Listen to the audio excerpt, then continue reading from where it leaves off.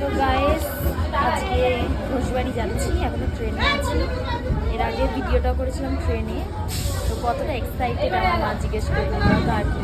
আমরা যাচ্ছি এই চারজন, এই যে কাকির ছেলে, আমার মার সঙ্গে উঁকি মেরে দেখতে গেছে ঘন্টা, আমি তখনই মাকে দেখিয়েছি। তা আর এই যে এই কাকি যাচ্ছে। তো আমরা যাই, খুবই এক্সাইটেড আমরা জায়গাটা দেখার জন্য। এর আগে শুনেছি অনেকবার ঘোষবাড়ি কিন্তু কোথায় না কি মানে কোনো কিছুই জানতাম না।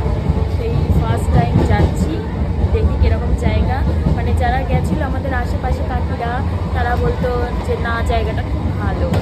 তো ওই জন্য, আর এখন শীতকাল, বাড়ি বসে বেকার কী করবো, ওই জন্য এই কজন মিলে হঠাৎ করে ঠিক করেছি যে চলো তাহলে ঘোষবাড়ি ঘুরে আসা যাক। অনেক দিন থেকে যেটা তো গিয়ে তোমাদের সব কিছু দেখে দেবো, ওখানে কী আছে না আছে আর কীভাবে যেতে হয় না যেতে হয়, সবটাই তোমাদের বলে দেবো।